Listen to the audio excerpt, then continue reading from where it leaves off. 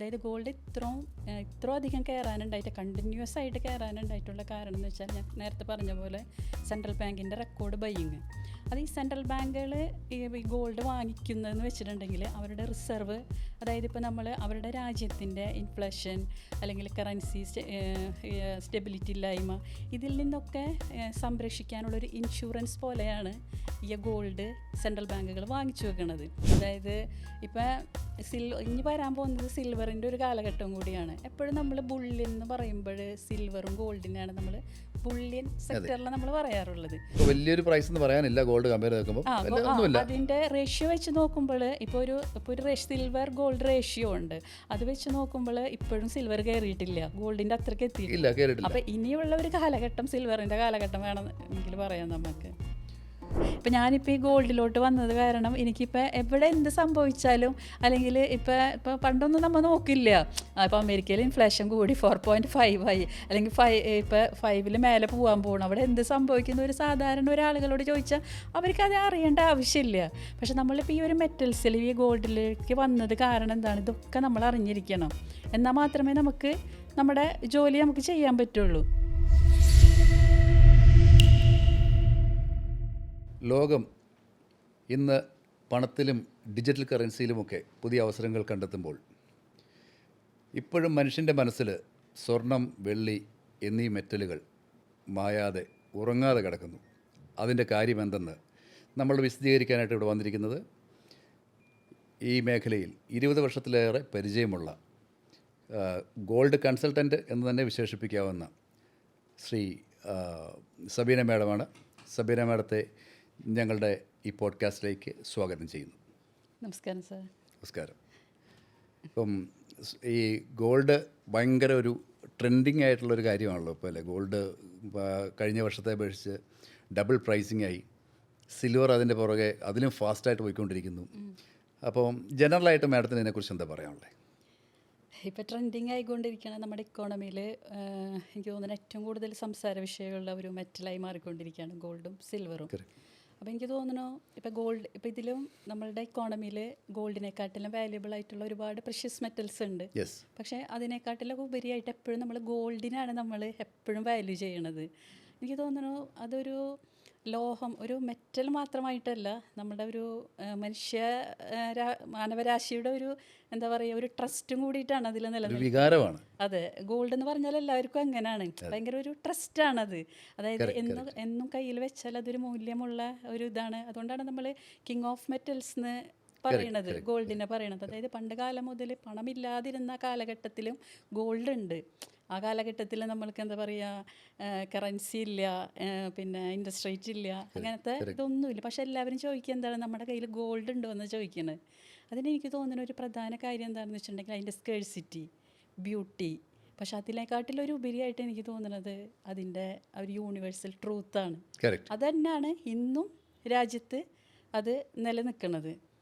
ഇപ്പോൾ തുടർച്ചയായിട്ട് എനിക്ക് തോന്നുന്നു ഒരു 2018, അതായത് വേൾഡ് ഗോൾഡ് കൗൺസിൽ ഡാറ്റ പ്രകാരം 2018 മുതൽ 2025 വരെ ഹെവി ഗോൾഡ് ബൈയിങ് ആണ്, സെൻട്രൽ ബാങ്കിൻ്റെ റെക്കോർഡ് ബൈയിങ് ആണ് നടന്നുകൊണ്ടിരിക്കുന്നത്.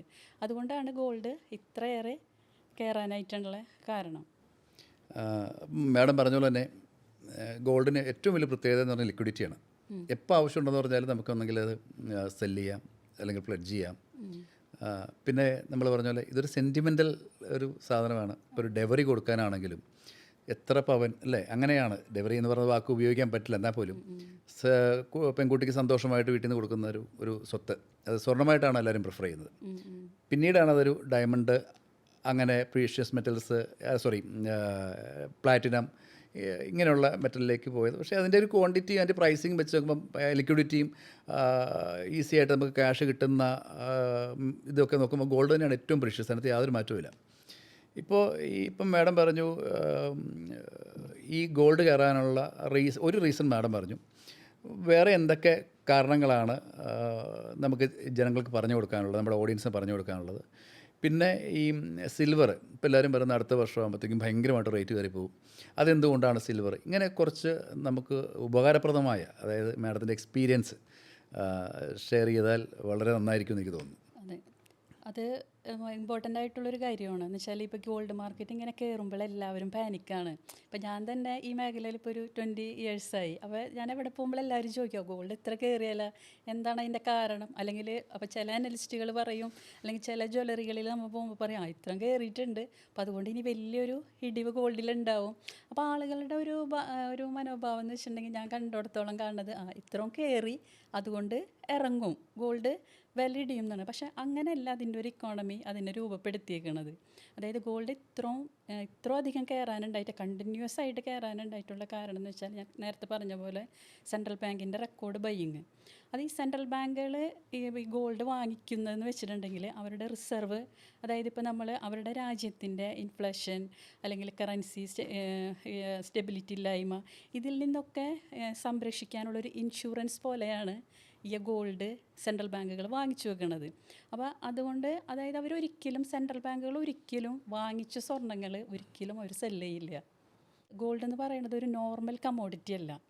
അതിൻ്റെ എന്ന് പറഞ്ഞിട്ടുണ്ടെങ്കിൽ നമ്മളുടെ പ്രൈസിനെ, അതായത് കറൻസീനെ സ്റ്റെബിലിറ്റി ആക്കിയിട്ട് സപ്പോർട്ട് ചെയ്യുന്ന ഒരു സ്ട്രാറ്റജിക് യൂണിറ്റാണ് ഗോൾഡ് എന്ന് പറയുന്നത്. അപ്പം അതുകൊണ്ട് അതിൻ്റേതായ കുറേ കാര്യങ്ങളുണ്ട്. അതല്ലാതെ നമ്മൾക്ക് കുറച്ച് കയറി ഇപ്പം ഇനി വില ഇടിയും, അല്ലെങ്കിൽ ഇനി ഇത് കയറില്ല, ഇനിയിപ്പോൾ 1 ലക്ഷമായി ഇനി ഗോൾഡ് കയറില്ല, അങ്ങനെയല്ല. അതായത് സെൻട്രൽ ബാങ്കുകൾക്ക് ഇത്ര വില കയറിയതൊന്നും ഒരു പ്രശ്നമല്ല. അവരിപ്പോഴും കണ്ടിന്യൂസ് പർച്ചേസിങ് ആണ്. അവർ എന്ന് വെച്ചാൽ കണ്ടിന്യൂസ് പർച്ചേസിങ് എന്ന് പറഞ്ഞിട്ടുണ്ടെങ്കിൽ അവർക്കിത് റിസർവായിട്ട് വെക്കണം, എങ്കിൽ മാത്രമേ അവരുടെ ആ ഒരു രാജ്യത്തിന് ഒരു സംരക്ഷണം ഉണ്ടാവുള്ളൂ. ഇപ്പോൾ എന്തെങ്കിലും ഒരു പ്രോബ്ലംസ് വന്ന് അപ്പം നമ്മളുടെ രാജ്യത്ത് ഇത്ര അധികം നമ്മൾക്ക് റിസർവ് ആയിട്ടുണ്ടെങ്കിൽ മാത്രമേ മറ്റുള്ള രാജ്യങ്ങൾ അവരെ അംഗീകരിക്കുക തന്നെ ചെയ്യുള്ളൂ. അപ്പോൾ ഈ മാർക്കറ്റിൽ ഇപ്പോൾ നമ്മൾക്കിപ്പോൾ ഒരു സെല്ലിങ് പ്രഷർ വരണത് ഇപ്പോൾ എല്ലാവരും ഒരിക്കലും സെൻട്രൽ ബാങ്ക് വിറ്റത് കൊണ്ട് മാർക്കറ്റിലൊരു സെല്ലിങ് വരില്ല. സെല്ലിങ് വരണത് നമുക്ക് ഫിസിക്കൽ ഗോൾഡിനെക്കാട്ടിലും മാർക്കറ്റിൽ ഏറ്റവും കൂടുതൽ പേപ്പർ ഗോൾഡ് ഡെറിവേറ്റീവ്സ് എന്ന് പറയും, ഫ്യൂച്ചർ ഡെറിവേറ്റീവ്സ്. അപ്പോൾ ഈ ഫ്യൂച്ചർ ഡെറിവേറ്റീവ്സ്, അതായത് ETF, വലിയ വലിയ ഫണ്ടേഴ്സ്, അവരെന്താ ചെയ്യാന്ന് വെച്ചിട്ടുണ്ടെങ്കിൽ അവർ ഓൾറെഡി ഗോൾഡ് പർച്ചേസ് ചെയ്യും. അതായത് നമ്മുടെ ഫ്യൂച്ചർ ട്രേഡിങ്ങിൽ ഇപ്പോൾ അമേരിക്കയിലാണെങ്കിൽ കൊമെക്സ് അറിയാലോ, ഇവിടെ ആണെങ്കിൽ MCXൽ ഇവരെ നമ്മൾ ഹെവി ആയിട്ട് പർച്ചേസ് ചെയ്യും. അപ്പോൾ ഹെവി ആയിട്ട് പർച്ചേസ് ചെയ്യുമ്പോൾ ഏകദേശം $1 ഇപ്പോൾ ഇത്ര $1 വരെയൊക്കെ എത്തുമ്പോൾ ഇവർ പ്രോഫിറ്റ് ബുക്ക് ചെയ്യും. പ്രോഫിറ്റ് ബുക്ക് ചെയ്യുമ്പോൾ ഉണ്ടാവുന്ന ചെറിയൊരു പ്രോഫിറ്റ് ബുക്കിംഗ് ആണ് ഇവിടെ ഈ വില നമ്മൾക്ക് കുറയണത്. അവർ വിൽക്കുമ്പോൾ ഉണ്ടാവണം, ലാഭം എടുക്കുമ്പോൾ ഉണ്ടാവണ ഒരു പ്രോഫിറ്റ് ബുക്കിംഗ് ആണ് നമുക്ക് ഇവിടെ ചെറിയ. ഇപ്പം എനിക്ക് തോന്നുന്നു ഒരു 97,000 വരെ ഗോൾഡ് പോയിട്ട് ഇപ്പോൾ ഒരു 10,000 പവനെത്തുമ്പോൾ ഒരു 88,000 വരെയും വന്ന്. അതൊരിക്കലും ഒരു മാർക്കറ്റ് ക്രാഷ് അല്ല, കറക്ഷനാണ്. കറക്ഷനെ നമുക്ക് പറയാൻ പറ്റുള്ളൂ, ഒരു ക്രാഷ് ആയിട്ട് ഒരിക്കലും മാർക്കറ്റിൽ നിൽക്കാൻ പറ്റില്ല. എന്നുവെച്ചാൽ സെൻട്രൽ ബാങ്കുകൾ ഗോൾഡ് വിൽക്കുമ്പോൾ അത് തെറ്റായ ഒരു സിഗ്നലാണ് മാർക്കറ്റിന് തരണത്. എന്നുവെച്ചാൽ ഇത്രയും അധികം ഈ ടണ്ണ് കണക്കിനാണ് നമ്മൾ ചെറിയ 1 കിലോ 2 കിലോ അല്ല അവർ വാങ്ങിക്കുക. ചൈന ഇപ്പോഴും എല്ലാ മാസവും 5-6 ടണ്ണാണ് വാങ്ങിച്ചുകൊണ്ടിരിക്കുന്നത്. ഏറ്റവും കൂടുതൽ അവരാണ് ഈ മാർക്കറ്റിൽ ഇത് ചെയ്യുന്നത്, കൺസ്യൂം ചെയ്യണത് അവരാണ്. അവരുടെ ഗോൾഡ് ഒരിക്കലും അവർ എക്സ്പോർട്ട് ചെയ്യില്ല. അവർ റിസർവായിട്ട് കയ്യിൽ സൂക്ഷിക്കുക തന്നെ ചെയ്യുള്ളൂ. അവരൊരിക്കലും ഗോൾഡ് എക്സ്പോർട്ടിങ് അങ്ങനത്തെ ഒരു സംഭവം അവരുടെ ഇതിൽ വരുന്നില്ല. സിൽവറിനെ കുറിച്ച് എന്താ അഭിപ്രായം? സിൽവർ ഇപ്പോഴത്തെ ട്രെൻഡ് അനുസരിച്ച് പണ്ടൊക്കെ നമ്മൾ ഗോൾഡിൻ്റെ വാല്യൂവിൻ്റെ രാജാവായിട്ട് കണ്ടിരുന്നത്. ഇപ്പം അത് ലോകം അത് മാറ്റിമറിച്ചെന്ന് തന്നെ നമുക്ക് പറയാം. അതായത് ഇപ്പം ഇനി വരാൻ പോകുന്നത് സിൽവറിൻ്റെ ഒരു കാലഘട്ടം കൂടിയാണ്. എപ്പോഴും നമ്മൾ ബുള്ളിയൻ എന്ന് പറയുമ്പോൾ സിൽവറും ഗോൾഡിനാണ് നമ്മൾ ബുള്ളിയൻ സെക്ടറിൽ നമ്മൾ പറയാറുള്ളത്.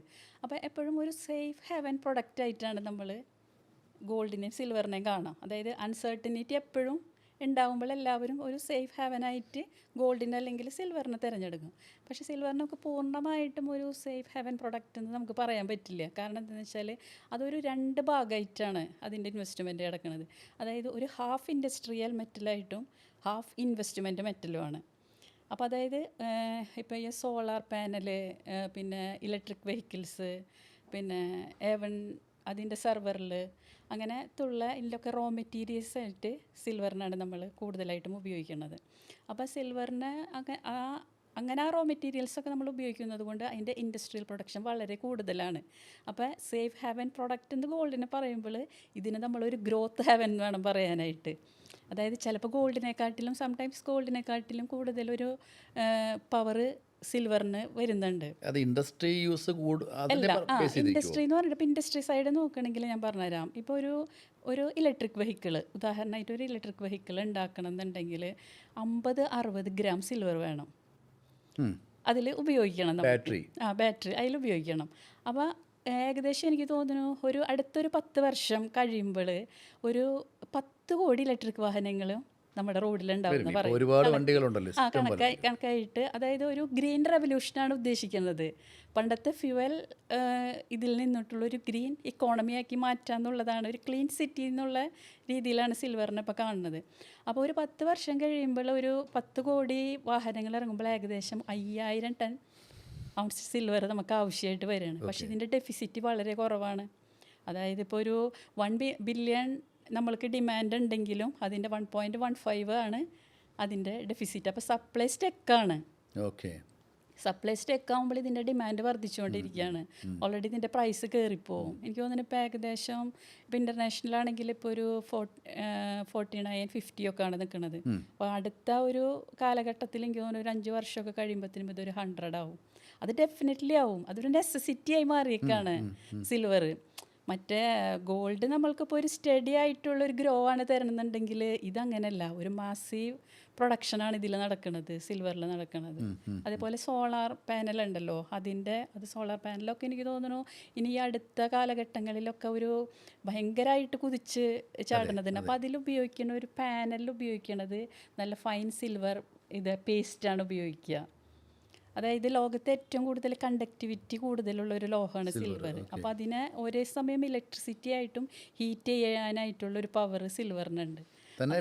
ജൂവലറികൾ തന്നെ പണ്ട് കാലങ്ങളിൽ നമ്മൾ സിൽവറിനെ കൂടുതലും കണ്ടിട്ടുണ്ടായിരുന്നത് ആഭരണങ്ങൾ, പിന്നെ വെസൽസ് അങ്ങനെയൊക്കെ ആയിട്ടാണ്. പക്ഷെ ഇപ്പം അങ്ങനെയല്ല. ഇപ്പം അതിൽ കൂടുതലും ഇൻഡസ്ട്രിയിലാണ് അത് കൂടുതലായിട്ട്. അതാണ് സിൽവർ പെട്ടെന്ന് ഒരു കുതിച്ചാട്ടം ഉണ്ടായത്. ഇപ്പം ഈ അടുത്ത കാലത്ത് നോക്കിയാൽ അറിയാം, ഭയങ്കരമായിട്ട് സിൽവർ കയറിക്കൊണ്ടിരിക്കുകയാണ്. അപ്പോൾ എനിക്ക് തോന്നുന്നത് ഗോൾഡിനെക്കാട്ടിലും കൂടുതലൊരു ഇനിയൊരു സിൽവറിൻ്റെ കാലഘട്ടമായിരിക്കും വരാനായിട്ട് പോണെന്നാണ് തോന്നുന്നത്. ഗോൾഡ് ഒരു ഇൻവെസ്റ്റ്മെന്റ് പർപ്പസും മാഡം പറഞ്ഞ സിൽവർ ഒരു ഇൻഡസ്ട്രിയൽ ഇതാവുമ്പോൾ ഒരു ഗ്രോത്ത് എപ്പോഴും മാസീവ് ഗ്രോത്ത് ആയിരിക്കും അതിനുണ്ടാവുക. അതായത് സംടൈംസ് ഗോൾഡിനെക്കാട്ടിലും നന്നായി പെർഫോം ചെയ്യും സിൽവർ. ഇപ്പോഴും അങ്ങനെ മാർക്കറ്റിൽ നടന്നുകൊണ്ടിരിക്കുന്നത്. സോ അടുത്ത വർഷമൊക്കെ നല്ലൊരു അപ്രിസിയേഷൻ തീർച്ചയായിട്ടും സിൽവറിൽ നമുക്ക് ഇൻവെസ്റ്റ് ചെയ്യണമെങ്കിൽ അത് ഭയങ്കരമായിട്ട് ഒരു മുതൽക്കൂട്ടായിരുന്നായിരിക്കും. മറ്റുള്ളതിലൊക്കെ നമ്മൾ ഇൻവെസ്റ്റ് ചെയ്യുന്നതിനെക്കാട്ടിലും കൂടുതൽ സിൽവറിൽ നമുക്ക്, സിൽവറും ഗോൾഡും, പക്ഷേ ഗോൾഡ് വേറൊരു പാറ്റേണിലാണ് ഇതാവണത്. സിൽവർ അങ്ങനെയല്ല, നമുക്ക് സാധാരണക്കാർക്ക് പോലും അത് ഏറ്റവും കൂടുതലായിട്ട് ഹോൾഡ് ചെയ്യാൻ പറ്റുന്ന ഒരു ഇതാണ്. ഇപ്പോൾ വലിയൊരു പ്രൈസ് എന്ന് പറയാനില്ല ഗോൾഡ് കമ്പയർ ചെയ്യുമ്പോൾ. അതിൻ്റെ റേഷ്യോ വെച്ച് നോക്കുമ്പോൾ ഇപ്പോൾ ഒരു സിൽവർ ഗോൾഡ് റേഷ്യോ ഉണ്ട്. അത് വെച്ച് നോക്കുമ്പോൾ ഇപ്പോഴും സിൽവർ കയറിയിട്ടില്ല, ഗോൾഡിൻ്റെ അത്രയ്ക്ക് എത്തിയിട്ടില്ല. അപ്പോൾ ഇനിയുള്ള ഒരു കാലഘട്ടം സിൽവറിൻ്റെ കാലഘട്ടം വേണമെങ്കിൽ പറയാം നമുക്ക്. ഈ ചൈന എന്തുകൊണ്ടാണ് ഈ ഗോൾഡ് ഇത്രയും കൺസ്യൂം ചെയ്യുന്നത് പറയുന്നത്? എന്താണ് അതുകൊണ്ടാണോ ഈ അതായത് നമ്മളുടെ സ്വർണം, അതായത് ഇപ്പോൾ നമ്മളുടെ എല്ലാ സെൻട്രൽ ബാങ്കുകളും അവരുടെ സ്വർണം എവിടെയെങ്കിലും അതായത് വിദേശ രാജ്യങ്ങളിലോ അല്ലെങ്കിൽ എന്താ പറയുക ഏതെങ്കിലും സുരക്ഷിത കേന്ദ്രങ്ങളിൽ നമ്മൾ കൊണ്ടുപോയിട്ട് സൂക്ഷിക്കാറുണ്ട്. അതൊരു പവറാണത്. എല്ലാ രാജ്യങ്ങളും അങ്ങനെ ഇതൊക്കെ, അതായത് ഇപ്പോൾ US ഫെഡറൽ റിസർവിൽ വെക്കും, ബാങ്ക് ഓഫ് ഇംഗ്ലണ്ടിൽ വെക്കും. ഇവിടെയൊക്കെ സ്വർണ്ണങ്ങൾ ഇരിക്കുന്നുണ്ട് എല്ലാ രാജ്യത്തിൻ്റെയും.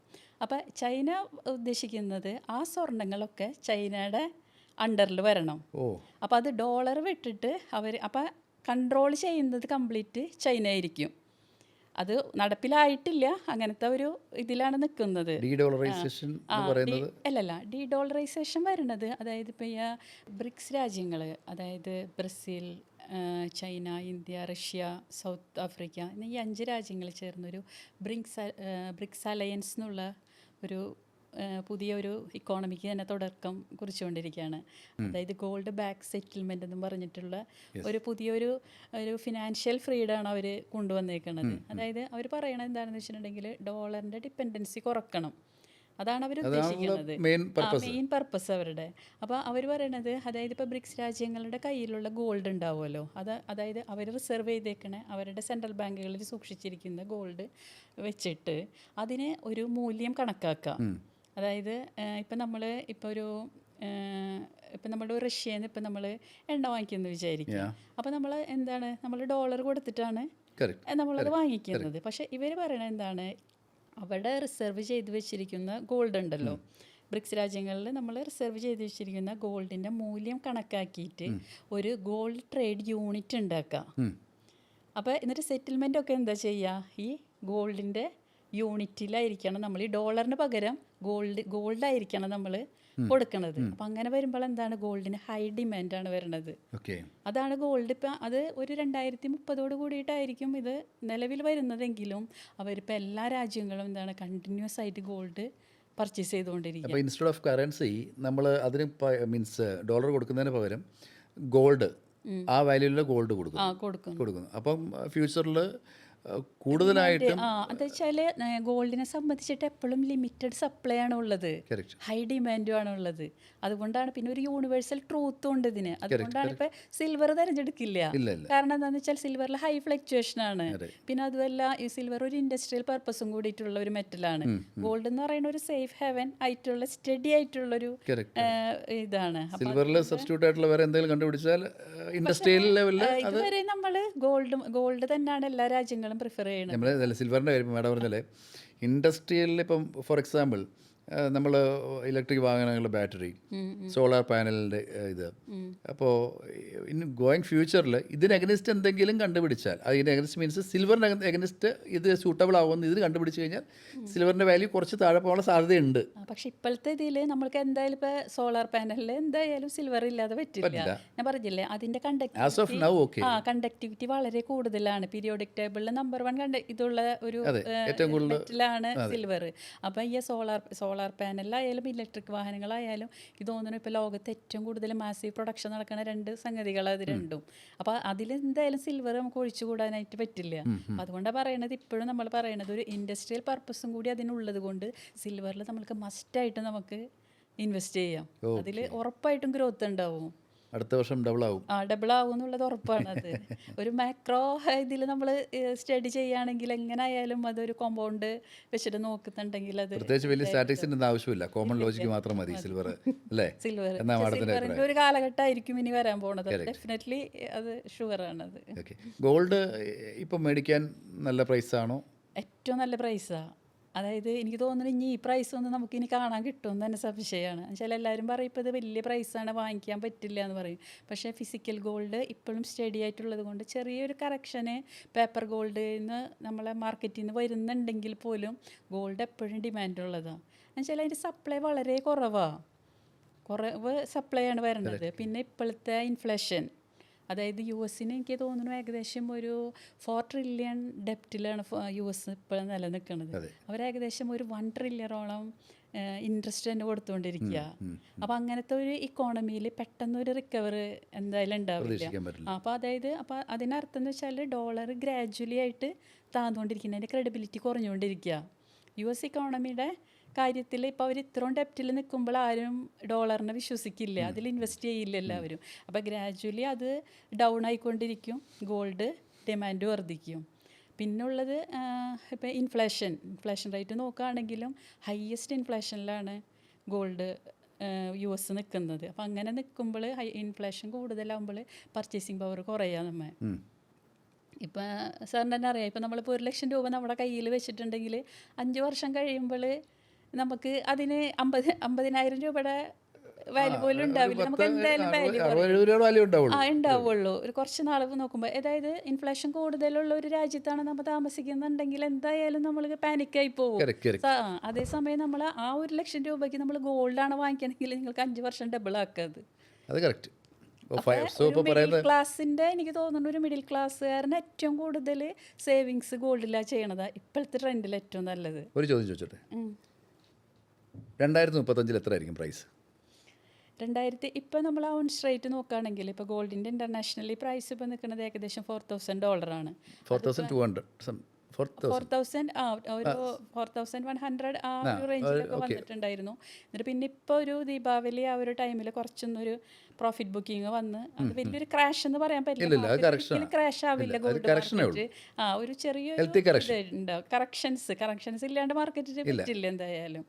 അപ്പോൾ എനിക്ക് തോന്നുന്നത് ഇപ്പം നമ്മളൊരു ചാർട്ട് നോക്കാതെ ഒരു മാക്രോ എക്കണോമിക്സ് ആ ഒരു ഇതിൽ നമ്മൾ നോക്കുകയാണെങ്കിൽ ഇപ്പോൾ ഒരു 3.5 അല്ലെങ്കിൽ ഒരു 4% നമ്മൾ കോമ്പൗണ്ട് ചെയ്ത് കഴിഞ്ഞിട്ടുണ്ടെങ്കിൽ ഏകദേശം ഒരു 6,000-6,500 റീസെൻ്റ്ലി വരാനുള്ള ചാൻസ് ഉണ്ട്, ഔൺസ് റേറ്റ്. അപ്പോൾ എന്തായാലും ഡെഫിനറ്റ്ലി എനിക്ക് തോന്നുന്നു ഇപ്പോൾ ഈ ഒരു വർഷം കൊണ്ട് ഒരു 1,25,000 ഒക്കെ എന്തായാലും പവൻ കാണിക്കും. അതായത് ഓരോ ഡിപ്പിലും നമ്മൾ ഗോൾഡ് ബൈ ചെയ്യണം. ഒരിക്കലും നമ്മൾ ഗോൾഡ് കുറയും എന്ന് വിചാരിച്ചിട്ട് ഇരിക്കാൻ പറ്റില്ല. എന്ന് വെച്ചാൽ ഇക്കോണമി അങ്ങനെയാണ് അതിനെ ഡിസൈൻ ചെയ്തേക്കുന്നത്. 20 വർഷം മുമ്പേ ഇന്ത്യയിലെ ഏറ്റവും വലിയൊരു ജൂവലർ, ഒരു ഇൻ്റർനാഷണൽ ജൂവലറാണ്, അദ്ദേഹത്തിൻ്റെ പേര് മെൻഷൻ ചെയ്യാൻ പറ്റത്തില്ല. അപ്പോൾ അദ്ദേഹത്തോട് ചോദിച്ചു, സാറേ ഏറ്റവും ബെസ്റ്റ് റേറ്റ് ഗോൾഡ് മേടിക്കാൻ പറ്റിയ റേറ്റ് ഏതാണെന്ന് ചോദിച്ചു. പുള്ളി അന്ന് പറഞ്ഞു ഇന്നത്തെ റേറ്റാന്ന് പറഞ്ഞു. പുള്ളിയോട് പിറ്റേ ദിവസം ചോദിച്ചാലും പുള്ളി പറയും ഇന്നത്തെ റേറ്റാണ്. 5 വർഷം കഴിഞ്ഞ് അദ്ദേഹത്തോട് ചോദിച്ചാലും അദ്ദേഹം പറയും ഇന്നത്തെ റേറ്റാണ്. ശരിക്കും ഇന്നത്തെ റേറ്റ് തന്നെയാണ് ഏറ്റവും ബെസ്റ്റ് റേറ്റ് ഫോർ ബൈ. ഏറ്റവും ബെസ്റ്റ് അതാണ് പല ആളുകൾ ഇപ്പം തന്നെ ഞാൻ ഇപ്പം പല ജ്വല്ലറികൾ ഇപ്പോൾ ഈ ഒരു പ്രമുഖ ജ്വല്ലറിയുടെ ഒരാൾ ഇപ്പം ഞാൻ പറയുന്നത് കേട്ടു ഗോൾഡ് പെട്ടെന്ന് ക്രാഷ് ആവും, 25% അല്ലെങ്കിൽ 50% ഒക്കെ ഇറങ്ങാൻ ഭയങ്കര ചാൻസ് ഉണ്ടെന്ന്. പക്ഷെ അതെന്ത് അടിസ്ഥാനത്തിലാണ് ഇവർ പറയണതെന്ന് എനിക്ക് മനസ്സിലാവണില്ല. എന്ന് വെച്ചാൽ ഗോൾഡിൻ്റെ മാർക്കറ്റ് അങ്ങനെയല്ല ഡിസൈൻ ചെയ്തേക്കണത്. അതായത് ഫിസിക്കൽ ഗോൾഡ് എപ്പോഴും സ്റ്റഡി ആയിട്ട് തന്നെ നിൽക്കുന്നത്. ഇപ്പോൾ സെൻട്രൽ ബാങ്കുകൾക്ക് ഇപ്പോൾ ഇത്രയും വില കൂടിയതൊന്നും അവർക്കൊരു പ്രശ്നമല്ല. അവർ കണ്ടിന്യൂസ് ബൈയിങ് ആണ്, റെക്കോർഡ് ബൈയിങ് ആണ് നടത്തിക്കൊണ്ടിരിക്കുന്നത്. അതായത് ഇപ്പോൾ ചൈന, ടർക്കി, റഷ്യ, ബ്രസീൽ അവരൊക്കെ കണ്ടിന്യൂസ് ആയിട്ട് വാങ്ങിച്ചുകൊണ്ടിരിക്കുക. ഏറ്റവും കൂടുതൽ ഇപ്പോൾ ഇന്ത്യയും ഭയങ്കരമായിട്ട് ബൈങ് നടത്തിക്കൊണ്ടിരിക്കുകയാണ്. അപ്പോൾ അങ്ങനെ വരുമ്പോൾ എന്താണ്, ഡിമാൻഡ് കൂടുകയാണ്, സപ്ലൈ ആണെങ്കിലോ വളരെ കുറവാണ്.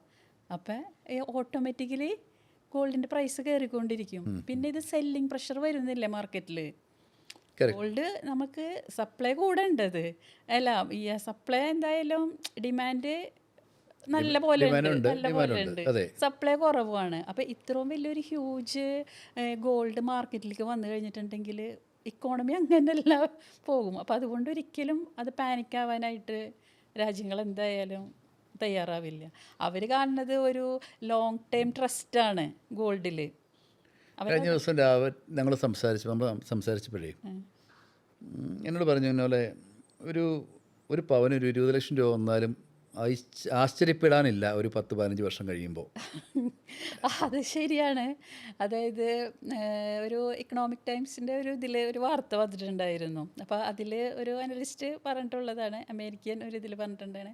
അതായത് ഇപ്പോൾ ഡോളർ നിൽക്കുന്നത് $4,000 നിൽക്കുന്നത്. അപ്പോൾ അത് കുറച്ച് നാൾ കഴിയുമ്പോൾ ഇപ്പം പെട്ടെന്ന് ഇന്നും നാളെയല്ല ഉദ്ദേശിക്കുന്നത്, $1,00,000 വരെ പോകുന്ന പറയണത്. അതായത് 1 ലക്ഷം. അപ്പോൾ $1,00,000, അതായത് ഔൺസ് റേറ്റ് 1,00,000. ഇപ്പം 4,000 നിൽക്കുമ്പോൾ തന്നെ നമ്മളുടെ പവൻ്റെ റേറ്റ് ഏകദേശം 32 ഗ്രാമിന് 1,00,000.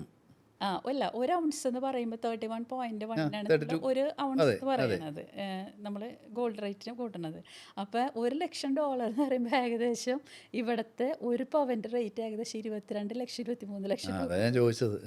അപ്പോൾ അതെല്ലാവരും കേൾക്കുമ്പോൾ ഇപ്പം ഞാൻ തന്നെ ഇങ്ങനെ പറയുമ്പോൾ എല്ലാവരും പറയും അതൊന്നും ഒരിക്കലും നടക്കില്ല. പക്ഷെ നമുക്ക് നടക്കില്ല എന്ന് പറയാൻ പറ്റില്ല. ഇപ്പം നമ്മൾ തന്നെ ചിന്തിച്ചിട്ടുണ്ടോ? ഇപ്പം ഞാൻ ട്രേഡിങ് ചെയ്യണ സമയത്തൊക്കെ തങ്കത്തിൻ്റെ റേറ്റ് നിൽക്കുന്നത് ആകെ 9,000 സംതിങ്ങിലാണ് ഞാൻ ഇതിലേക്ക് എൻ്റർ ചെയ്യുമ്പോൾ ഉണ്ടാവുന്നത്. ഇപ്പം നിൽക്കുന്നത് 1 lakh above ആണ്, 125 above ആണ് ഇപ്പോഴത്തെ. കഴിഞ്ഞ വർഷം പോലും നമ്മൾ ചിന്തിച്ചില്ല 50,000 രൂപയെന്ന് ഇത്രയും പൈസ ഡബിൾ ആവും, മോർ ദാൻ ഡബിൾ ആവും. നമ്മൾ ഒരിക്കലും കാത്തു നിൽക്കാൻ പറ്റുന്ന ഒരു മെറ്റലല്ല. അതായത് ഗോൾഡ് കുറയും എന്നുള്ളതല്ല. നമുക്ക് എപ്പോഴാണ് എവിടെ നിന്നാണ് വാങ്ങിക്കാൻ പറ്റുന്നത് അത് വാങ്ങിക്കുക എന്ന് വെച്ചിട്ടുണ്ടെങ്കിൽ അതൊരിക്കലും നമുക്കതൊരു നഷ്ടമല്ല. അത് എപ്പോഴും അതൊരു എന്താ പറയുക, ഗോൾഡ് കൈവശം ഉണ്ടെന്ന് പറഞ്ഞിട്ടുണ്ടെങ്കിൽ ഇപ്പോൾ ഇവർ എന്താ പറയുക സെൻട്രൽ ബാങ്ക് ഇപ്പം ഇത്ര വാങ്ങിച്ചു വെക്കണത് എന്താണ്, അതിൻ്റെ മൂല്യം അത്ര ഉള്ളത് കൊണ്ടാണ്. അതൊരു യൂണിവേഴ്സൽ ട്രസ്റ്റാണത്. അതെന്തായാലും നശിക്കില്ല. ഒരു 10 വർഷം കഴിയുമ്പോൾ ഇന്ത്യയുടെ റിസർവ് 830 ടണ്ണിൽ നിന്ന് ഏകദേശം ഒരു 34,000 ടണ്ണോളം വരികയല്ലേ? പിന്നെ തീർച്ചയായിട്ടും ഇപ്പോഴും കണ്ടിന്യൂസ് ബൈങ്ങിലാണ് നിൽക്കുന്നത്. നമ്മളാണ് ഏറ്റവും കൂടുതൽ, എനിക്ക് തോന്നുന്നു 25,000 ടണ്ണോളം ഹോൾഡിങ്സ് തന്നെ ഉണ്ട്. 27,000. അത്രയും 25,000 മേലെ ഹോൾഡിങ്സ് തന്നെ ഇന്ത്യയുടെ കയ്യിലുണ്ട്. അപ്പോൾ എനിക്ക് തോന്നുന്നു ഇപ്പോൾ ചൈന ഗോൾഡ് കസ്റ്റഡിയിൽ വെക്കുമെന്ന് പറയുമ്പോൾ ഇനി ചിലപ്പോൾ ഇന്ത്യ ആയിരിക്കും അതിൻ്റെ വില നിശ്ചയിക്കുന്നത്. കസ്റ്റഡി പവർ ചൈനയ്ക്കാണെങ്കിലും അതിൻ്റെ വില പ്രൈസ് എത്ര ആവണമെന്ന് നിശ്ചയിക്കണമെങ്കിൽ ചിലപ്പോൾ ഇന്ത്യയുടെ കൈകളിലേക്കായിരിക്കും അത് വരാം. അപ്പോൾ അത്രയും ഇമ്പോർട്ടൻ്റ് ആണ് ഗോൾഡ് എന്ന് പറയുന്ന മെറ്റൽ. അതിന് നമ്മൾ ഇനി നിസ്സാരമായിട്ട് കാണാനോ അല്ലെങ്കിൽ ഇപ്പം ഇത്രയും കയറിയത് കൊണ്ട് അത് അടിച്ച് താഴെ പോകും അങ്ങനെയൊക്കെയാണ് എല്ലാവരും പറയണത്. ഭയങ്കര ഒരു ഡൗൺ ട്രെൻഡ്, അങ്ങനെയൊന്നും ഇപ്പോഴത്തെ ഒരു ഇക്കോണമിയിൽ ഒരു ചാൻസും ഇല്ല. ഞാനൊരു കാര്യം ആലോചിക്കായിരുന്നേ, നമ്മൾ 1,00,000 രൂപ ഒരു സെൻറ്റിന് വിലയുള്ള സ്ഥലം നമ്മൾ ചിലപ്പോൾ 1 ഏക്കർ മേടിക്കും. സാമ്പത്തികം നന്നായിട്ടുള്ള ആൾക്കാർ 1 ഏക്കർ മേടിക്കാം. ഡിപ്പെൻസ് ഓൺ കപ്പാസിറ്റി, ചിലപ്പോൾ 10 സെൻറ്റ് മേടിക്കാം. അതേ ലാഘവത്തോടെ നമ്മളൊരു 10 പവൻ സ്വർണം മേടിച്ചു വെച്ചു. ഈ 10 പവൻ സ്വർണം നമുക്ക് ഇപ്പോഴത്തെ ലെവലിൽ മാഡം പറയുന്ന പോലെ ഒരു 5 ഇയർ ഡൗൺ തന്നെ ഡബിൾ ആവുമെന്ന് കൂട്ടിക്കും അല്ലേ? പക്ഷേ നമ്മൾ ആ പ്രോപ്പർട്ടി മേടിച്ചത് 5 വർഷത്തിനുള്ളിൽ ഒരിക്കലും ഡബിൾ ആവാനുള്ള സാധ്യത കുറവാണ്. സോ ഇപ്പോൾ ഏറ്റവും ബെസ്റ്റ് ഇൻവെസ്റ്റ്മെൻറ്റ് ലാൻഡിനേക്കാൾ നല്ലത് ഗോൾഡാണെന്ന് നമുക്ക് പറയാൻ പറ്റും. അതെ, തീർച്ചയായിട്ടും അല്ലേ? ഇപ്പോൾ കഴിഞ്ഞ എനിക്ക് തോന്നുന്നു ഒരു 2-3 മാസം മുമ്പ് അന്ന് ഗോൾഡ് റേറ്റ് ഏകദേശം എനിക്ക് തോന്നുന്നു ഒരു 45 ഒക്കെ ആയിരുന്നുകൊണ്ട് പവന് നിൽക്കുന്നത്. ആ സമയത്ത് ചൈനീസ് ഗവൺമെൻറ്റിൻ്റെ ഒരു സ്റ്റേറ്റ്മെൻറ്റ് ഉണ്ടായിരുന്നു. അതായത് നിങ്ങൾ റിയൽ എസ്റ്റേറ്റിലും പിന്നെ ഷെയർ മാർക്കറ്റിലും എന്നാണ് അവരും പറയുക, അതിലും ഇക്വിറ്റികളിൽ നിക്ഷേപിക്കാതെ നിങ്ങൾ ഗോൾഡിലോട്ട് വരാനാണ് പറഞ്ഞതാണ്. ഇപ്പോൾ ഇവിടെ പറയാൻ പറ്റില്ല നമുക്കത്. അവർ പറയണത് നിങ്ങളുടെ കയ്യിൽ 1 ഗ്രാം സ്വർണ്ണം ഉണ്ടെങ്കിൽ പോലും നിങ്ങളത് വിൽക്കാൻ പാടില്ല എന്ന് പറയണത്. എത്രക്കും നമ്മളുടെ പോർട്ട്ഫോളിയോയിൽ ഗോൾഡ് ഉൾപ്പെടുത്താൻ പറ്റുന്നോ അത്രത്തോളം ഉൾപ്പെടുത്താൻ. അപ്പോൾ അതിൻ്റെ ഒരു വാല്യൂ നമുക്ക് മനസ്സിലാക്കാനാവുന്നുള്ളൂ. ഇപ്പോൾ ഇൻവെസ്റ്റ്മെൻറ്റ് നമ്മൾ എടുത്ത് നോക്കിയാൽ നമുക്ക് പുതിയ ഇൻവെസ്റ്റേഴ്സ് വരുമ്പോൾ അവർ പ്രിഫർ ചെയ്യുന്ന ഒരു നല്ലൊരു 40%ഓളം മെറ്റൽസിന് ഇൻവെസ്റ്റ് ചെയ്യാനാണ് പറയുന്നത്. മെറ്റൽസിലാണ് മെയിനായിട്ട് സ്റ്റോക്സിലുണ്ട് ഒരു പെർസെൻറ്റേജ്, ഒരു 40% സ്റ്റോക്കിലും ഒരു 10% ഡെപ്റ്റിലും, ബാക്കി ഈ മെറ്റൽസിലാണ് ഇപ്പോൾ പറയുന്നത്. ആ ഡൈവേഴ്സിഫിക്കേഷൻ വേറെ രീതിയിലേക്ക് പെട്ടെന്നായിപ്പോയി. പെട്ടെന്ന്. പിന്നെ ഒരു കാര്യം എന്ന് വെച്ചിട്ടുണ്ടെങ്കിൽ ഇപ്പോൾ ഗോൾഡ് ഇപ്പോൾ വില കുറയില്ല എന്ന് പറയുന്നത് ഇതിൻ്റെ മൈനിങ് കോസ്റ്റ് ഉണ്ട്. ഗോൾഡ് മൈൻ ചെയ്യാനായിട്ട് ഉള്ള ഒരു കോസ്റ്റ് ഉണ്ട്. അത് എങ്ങനെയൊക്കെ, അതായത് ഇപ്പോൾ ഒരു ഔൺസ്, അതായത് ഇപ്പോൾ ഏകദേശം ഒരു 4 ഗ്രാം, ഇപ്പോൾ ഞാൻ പറഞ്ഞില്ല 31.1, അപ്പോൾ ഏകദേശം നമ്മൾ ഇവിടുത്തെ ഒരു 4 ഗ്രാമോളം ഉണ്ടാവും ഒരു ഔൺസ് എന്ന് പറയുന്നത്. അപ്പോൾ ആ ഒരു ഔൺസ് നമ്മൾക്ക് ഈ മൈൻ ചെയ്തെടുക്കണം എന്നുണ്ടെങ്കിൽ അതിൻ്റെ കോസ്റ്റ് എന്ന് പറഞ്ഞിട്ടുണ്ടെങ്കിൽ ആദ്യം ഒരു $900, $1,000 മേലൊക്കെയാണ് നിന്നിരുന്നത്. പക്ഷേ ഇപ്പോൾ $1,500 ഒരു ഔൺസ്. 32 ഗ്രാം. 32 ഗ്രാം. 32 തികയില്ല ആ ഒരു ഇതിൽ നമുക്ക് മൈനിങ് കോസ്റ്റ് തന്നെ വരുന്നുണ്ട്. അപ്പോൾ ഈ മൈൻ ചെയ്തെടുക്കണമെങ്കിൽ അതിൻ്റെ ഒരുപാട് എക്സ്പെൻസ് ഉണ്ട്, ലേബർ, അതിൻ്റേതായ കാര്യങ്ങളൊക്കെ ഉണ്ട്. അപ്പോൾ ഒരു പരിധി വിട്ടിട്ട് ഇത് ഗോൾഡ് റേറ്റ് താഴ്ന്നു കഴിഞ്ഞിട്ടുണ്ടെങ്കിൽ അവർ സപ്ലൈ അപ്പോൾ കുറക്കും, അപ്പോൾ വില വീണ്ടും കയറി പോകും. അപ്പോൾ ഭയങ്കര ഇമ്പോർട്ടൻ്റ് ആണ് ഇതിൻ്റെ മൈനിങ് പ്രോബ്ലം ഭയങ്കര ഇമ്പോർട്ടൻ്റ് ആണ്. അപ്പോൾ ഒരു പരിധി വിട്ടിട്ട് നമുക്കിത് താഴ്ക്കാനായിട്ട് പറ്റില്ല. അത് എന്നുവെച്ചാൽ എപ്പോഴും നമ്മൾ നോക്കിയാൽ മതി, ഇതിൻ്റെ ഡെഫിസിറ്റ് വളരെ കുറവാണ്. ഇപ്പോൾ സിൽവറിനെ അപേക്ഷിച്ചിട്ട്, സിൽവർ ആയാലും ശരി ഗോൾഡ് ആയാലും ഡിമാൻഡ് കൂടുതലും ഡെഫിസിറ്റ് സ്റ്റെക്കായിട്ടാണ് നിൽക്കുന്നത്. ഇപ്പോൾ സിൽവറിന് തന്നെ ഞാൻ പറഞ്ഞില്ലേ, നമ്മൾക്കൊരു 1 ബില്യൺ ഡിമാൻഡ് ഉണ്ടെങ്കിൽ 1.15 അതിൻ്റെ ഡെഫിസിറ്റ് ഉണ്ട്. അപ്പോൾ എത്രത്തോളം അതിന് ഷോർട്ടേജ് ഉണ്ട്. അപ്പോൾ അത്രയും, അപ്പോൾ അത് എന്തായാലും അത് ഗ്രോ ചെയ്യുന്നതാണ് അതിൻ്റെ ഒരു ഇത്. എന്തുകൊണ്ടാണ് മാഡം ഈ 20 വർഷം മുമ്പ് ആരും ചൂസ് ചെയ്യാത്തൊരു മേഖലയാണ് ഒരു ഇന്ത്യൻ സ്റ്റോക്ക് മാർക്കറ്റിൻ്റെ ചരിത്രം എടുക്കുകയാണെങ്കിൽ, ഇന്ത്യൻ മാർക്കറ്റിൻ്റെ ചരിത്രം എടുക്കുകയാണെങ്കിൽ തന്നെ ഈ ഒരു മേഖലയിലേക്ക് വരാനുള്ള കാരണം തന്നെ പേഴ്സണൽ ക്വസ്റ്റ്യനാണ്. എനിക്ക് പണ്ടേ ബിസിനസ്സിനോടായിരുന്നു താല്പര്യം. അതെ, അല്ല ഞാൻ പ്രിഫർ ചെയ്യാൻ ഒരു ലേഡിക്ക് പ്രിഫർ ചെയ്യാനുള്ള ഇഷ്ടംപോലെ ബിസിനസ്സുകളുണ്ട്. ഞാൻ ഈ മാർക്കറ്റിലുള്ള സമയത്ത് ലേഡീസൊന്നും ആരും മാർക്കറ്റിലേക്ക് അങ്ങനെ ഷെയർ ട്രേഡിങ്ങിലൊക്കെ എല്ലാവരും ഇങ്ങനെ ഇൻട്രാഡേ അല്ലെങ്കിൽ കുറച്ചൊക്കെ സ്റ്റോക്കുകളൊക്കെ വാങ്ങിക്കണത് ഞാൻ കണ്ടിട്ടുണ്ട്. പിന്നെ ഞങ്ങളുടെ ഒരു പക്ക ഒരു ഗ്രാമപ്രദേശമാണ്. അപ്പോൾ അവിടെ ഒന്നും ഒരിക്കലും ഒരു ആൾ അങ്ങനെ വരാനായിട്ടുള്ള ഒരു ചാൻസും ഇല്ല. അപ്പോൾ ഞാനെപ്പോഴും ഈ CNBC ചാനലാണ് ഞാൻ കൂടുതൽ കാണാം. അപ്പോൾ അതിലിങ്ങനെ എപ്പോഴും ഇങ്ങനെ ഗോൾഡിനെ കുറിച്ചും സ്റ്റോക്കിനെ കുറിച്ചിട്ടൊക്കെ പറയും. അപ്പോൾ ഞാൻ അന്ന് ഞങ്ങളുടെ അവിടെ ഒരു മോത്തിലാൽ ഓസ്വാൾ എന്ന് പറഞ്ഞിട്ടുള്ള അവരുടെ ഒരു ഒരു ഫ്രാഞ്ചൈസി ഉണ്ടായിരുന്നു. അപ്പോൾ ഞാൻ അവരുടെ അടുത്ത് പോയി, ഇതെങ്ങനെയാണെന്ന് നമുക്കറിയില്ല, ഇത് ചെയ്യണത് എങ്ങനെയാണ്, ഡിമാറ്റ് എടുക്കുന്നത്, ഇതൊന്നും എനിക്കറിയില്ല. അപ്പോൾ അവർ ആദ്യം ഒരു അക്കൗണ്ട് ഓപ്പൺ ചെയ്തു. അപ്പോൾ അതിൽ ഷെയർ ഞാൻ വെറുതെ ടാറ്റ മോട്ടോഴ്സ് എന്തുകൊണ്ടെന്ന് തോന്നുന്നുണ്ട് അന്ന് ഞാൻ വാങ്ങിച്ച ഷെയർ. അപ്പോൾ പക്ഷേ അത് ഞാൻ വെറുതെ വാങ്ങിച്ചിട്ടു ഞാൻ. പക്ഷേ എനിക്കറിയില്ല മാർക്കറ്റ് ഇത് എങ്ങനെയാണ് പോവുക, എന്തുകൊണ്ടാണ് ഇത് കയറണതെന്നൊന്നും അറിയില്ല. അപ്പോൾ ഞാൻ രാവിലെ അന്ന് 10 മണിക്ക് കണ്ടുന്നുണ്ട് മാർക്കറ്റ് ഓപ്പണിംഗ് ടൈം തോന്നുന്നു. അപ്പോൾ ആ സമയമാകുമ്പോൾ വെറുതെ വാങ്ങിക്കും നമ്മൾ. ഇപ്പോൾ തായോ ഒരു 100 എണ്ണം വാങ്ങിക്കി 200 എണ്ണം വാങ്ങിക്കി, പക്ഷേ ഇത് എന്താണെന്നൊന്നും അറിയില്ല. അങ്ങനെ അത് എനിക്ക് പെട്ടെന്ന് തന്നെ എൻ്റെ നിന്ന് ലോസായി. പിന്നെ മാർക്കറ്റിൽ വരുമ്പോൾ ഞാൻ ശ്രദ്ധിച്ചേക്കണ ഒരു കാര്യം എന്ന് പറഞ്ഞാൽ ഏത് അറിവില്ലാത്ത ആൾക്കും പ്രോഫിറ്റ് കിട്ടും. ആദ്യം ആദ്യം അങ്ങനെയാണ്. ആദ്യം ഞാൻ ശ്രദ്ധിച്ചേക്കണ ഒരു കാര്യം, ഏത് നമ്മൾ നമുക്ക് അതിനെക്കുറിച്ചിട്ട് ഒരു അറിവുണ്ടാവില്ല. പക്ഷേ ഇത് ഫസ്റ്റ് നമ്മൾ പൈസ ഇടുമ്പോൾ എന്താണ്, നമുക്കിതിൽ പ്രോഫിറ്റ് ആയിരിക്കും. മിക്ക ആളുകൾക്കും ഞാൻ കണ്ടേക്കണേ. അപ്പം നമുക്ക് ഭയങ്കര കോൺഫിഡൻസാണ്. അപ്പം നമ്മൾ വിചാരിക്കണം എന്താണ്, നമ്മൾ വിചാരിക്കുന്നത് കൊണ്ടാണ് മാർക്കറ്റ് പോണേന്ന്. അപ്പോൾ പിന്നെ നമ്മൾ അതിൽ കൊണ്ട് ഇൻവെസ്റ്റ് ചെയ്യും. പിന്നെ എനിക്ക് തോന്നി ഇതിനെക്കുറിച്ച് എനിക്കൊന്നും അറിഞ്ഞൂടാ. അതായത് ഇപ്പോൾ ഒരു ടാറ്റ മോട്ടോഴ്സ് എടുത്തു അല്ലെങ്കിൽ മാരുതി എടുത്തു, ഇതെന്തുകൊണ്ട് കയറിപ്പോകും, ഇവരുടെ ബാലൻസ് ഷീറ്റ് എങ്ങനെയാണ്, ഇവരുടെ ഗ്രോത്ത് എങ്ങനെയാണ് വരണത്, അവർ പിന്നീടുള്ള പ്രൊജക്റ്റ് എങ്ങനെയാണ്, ഇതൊക്കെ എൻ്റെ ചിന്ത. എനിക്കന്ന് ഞാൻ കോളേജ് കഴിഞ്ഞിട്ടുള്ളൂ ആ ഒരു സമയത്ത്. അപ്പോൾ ഞാൻ പറഞ്ഞു എനിക്ക് ഇതെന്തോ എങ്ങനെ ട്രേഡ് ചെയ്തിട്ടും എനിക്ക് ശരിയാവണില്ല. എന്നുവെച്ചാൽ എനിക്ക് പ്രോഫിറ്റ് ചിലപ്പോൾ അതിരിക്കാം. അങ്ങനെ ഞാൻ പിന്നെ സ്റ്റോപ്പ് ചെയ്തു. അങ്ങനെ പിന്നെ അവിടെ ഞാൻ ഈ ഗോൾഡിൻ്റെ ഒരു ആർട്ടിക്കിൾ വായിക്കാനായിട്ട് ഇടയായി. അപ്പോൾ അവർ പറഞ്ഞു ഇവിടെ എവിടെ ഇല്ല, അങ്ങനെ ചെയ്യുന്ന ഒരു സ്ഥലമില്ല, കമ്മോഡിറ്റി മാർക്കറ്റ് എവിടെ ഇല്ല എന്ന് പറഞ്ഞു. അങ്ങനെ ഞങ്ങളുടെ അടുത്ത് മണപ്പുറം ഗ്രൂപ്പ് ഉണ്ട്. അവിടെയാണ് ഞാൻ ഫസ്റ്റ് ടൈം ഇത് സ്റ്റാർട്ട് ചെയ്യണത്. അപ്പോൾ അവർ അവിടെ ഒരു ഫ്രാഞ്ചൈസി എടുത്തിട്ടുണ്ടായിരുന്നു. അപ്പോൾ അവരാദ്യം പറഞ്ഞു ഇതൊന്നും ഞങ്ങളെ കൊണ്ട് പറ്റില്ല ചെയ്യാനായിട്ട്, എന്ന് വെച്ചാൽ ഇതിനൊരുപാട് ഭയങ്കര റിസ്ക്കി ആയിട്ടുള്ളൊരു മേഖലയാണെന്ന് പറഞ്ഞു. അപ്പോൾ ഞാൻ പറഞ്ഞു സാരമില്ല, ഞാൻ തയ്യാറാണെന്ന് പറഞ്ഞിട്ട് അപ്പോൾ അവിടുത്തെ അവർ കുറേ പറഞ്ഞപ്പോൾ അവർ സമ്മതിച്ചു. എനിക്ക് അവിടെ ഒരു അക്കൗണ്ട് ഓപ്പൺ ചെയ്തു. ഞാൻ അവർക്ക് ക്യാഷ് ഞാൻ അതിലിട്ട് ഞാൻ ട്രേഡ് ചെയ്യാൻ തുടങ്ങി. പക്ഷെ അപ്പോഴും അവരെന്നെ ഇങ്ങനെ പ്രോത്സാഹിപ്പിക്കുകയല്ല ചെയ്യണത്. എന്നോട് പറഞ്ഞു മേഡം അത് ശരിയാവില്ല, നിങ്ങൾക്ക് താങ്ങാൻ പറ്റില്ല എന്നൊക്കെയാണ് അവർ എൻ്റെ അടുത്ത് പറഞ്ഞിരുന്നത്. അപ്പോൾ ഞാൻ പറഞ്ഞു അത് കുഴപ്പമൊന്നുമില്ല എന്നൊക്കെ പറഞ്ഞിട്ട് ഞാൻ ചെയ്യാൻ തുടങ്ങി. പിന്നെ ഞാനിത് ഗോൾഡ് എപ്പോഴും അതായത് എനിക്ക് തോന്നുന്നു ഞാൻ ഉറങ്ങണത് തന്നെ 2-3 മണിക്കൂറൊക്കെ ഉണ്ടാവുള്ളൂ. എപ്പോഴും ന്യൂസുകളായാലും മാർക്കറ്റ് എങ്ങനെ മൂവ് ചെയ്യുന്നു, ഈ ഗോൾഡ് മാത്രമേ ഞാൻ ചെയ്യുള്ളൂ. അതായത് ഇപ്പോൾ കമ്മോഡിറ്റി മാർക്കറ്റിൽ ഇപ്പോൾ ഗോൾഡ് ഉണ്ട്, എനർജി ഉണ്ട്, എല്ലാ ഓയിൽ പ്രൊഡക്റ്റ് ഉണ്ട്. പക്ഷെ എനിക്ക് എല്ലാത്തിലും കൂടി ആകുമ്പോൾ എന്നെ കൊണ്ട് എനിക്ക് പറ്റില്ല. അപ്പോൾ ഞാൻ ആകെ ഫോക്കസ് ചെയ്തു ഗോൾഡ്. നമ്മളിപ്പോൾ ഇത്രയും കാര്യം പറഞ്ഞു വന്നപ്പോഴൊരു പേഴ്സണൽ കാര്യം ചോദിച്ചോട്ടെ. വളരെ കുറച്ച് സ്ത്രീകൾ മാത്രം സെലക്ട് ചെയ്യുന്ന, അല്ല എൻ്റെ അറിവിൽ ഇത്രയും വർഷത്തെ ഒരു 20 വർഷത്തെ പാരമ്പര്യമുണ്ട് ഈ ട്രേഡിങ്ങിൽ മാഡത്തിന്, ഗോൾഡിൽ.